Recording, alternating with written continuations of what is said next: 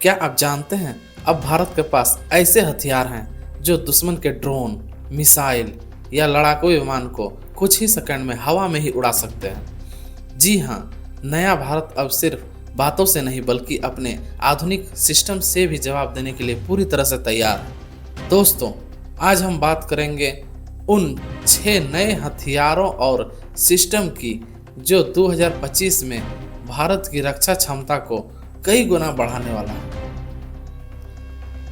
सबसे पहले बात करते हैं AK-630 air defence gun system की। ये देखने में भले ही छोटी सी मशीन लगती हो, लेकिन इसका काम आसमान में उड़ते किसी भी खतरे को सेकेंडों में खत्म कर देना है।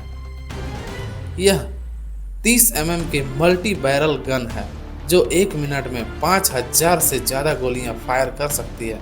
इसका टारगेट है ड्रोन, मिसाइल, रॉकेट या कोई भी फ्लाइंग ऑब्जेक्ट। इसे ये आराम से उड़ा सकता है, वो भी हवा में। भारतीय सेना ने हाल ही में 6 नई AK-630 यूनिट को इमरजेंसी प्रोक्योरमेंट के तहत खरीदा है। यानी अब बॉर्डर पर तैनात सिपाहियों के पास हवा से आने वाले खतरे का जवाब है। अब बात करते हैं उस सिस्टम की जिसने पूरी दुनिया का ध्यान खींचा है, S-400 ट्रायम्फ। रूस से आया ये एयर डिफेंस का शेर एक साथ 80 टारगेट्स को ट्रैक कर सकता है और 400 किलोमीटर दूर तक किसी भी दुश्मन के विमान या मिसाइल को गिरा सकता है। भारत के पास पहले ही इसके कई स्क्वाड्रन हैं और आने वाले महीनों में और यूनिट्स की तैनाती की जाएगी।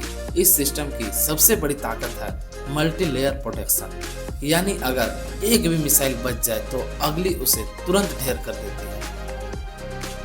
अब आता है अपना भारत का गर्व, VSHORADS यानी very short range air defence system. इसे DRDO ने मेक इन इंडिया के प्रोजेक्ट के तहत पूरी तरह से अपने देश में ही बनाया है। ये एक shoulder fired portable missile system है जिसे एक सैनिक खुद अपने कंधों पर रख कर चला सकता है। इससे भारत को अब किसी विदेशी मिसाइल सिस्टम पर निर्भर नहीं रहना पड़ेगा। और सबसे खास बात, ये दुश्मन के ड्रोन, हेलीकॉप्टरों को बेहद कम ऊंचाई पर मार गिराने की क्षमता रखता है। अब चलते हैं टेक्नोलॉजी की तरफ।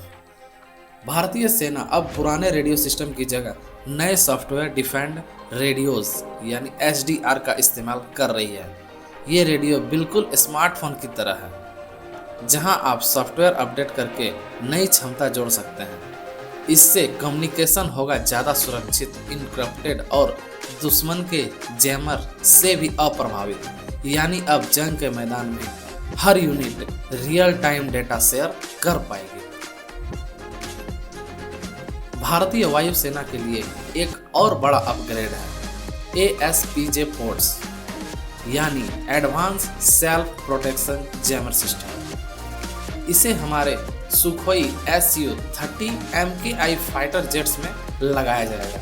इसकी मदद से फाइटर जेट दुश्मन के रडार सिग्नल को जाम कर सकता है, जिससे उसकी लोकेशन दुश्मन को पता ही नहीं चलती। एक तरह से यह हमारे सुखोई को अदृश्य कवच दे देता है। अब सोचिए, जब दुश्मन को पता ही नहीं चलेगा कि खतरा कहां से आ रहा है तो वो जवाब कैसे देगा।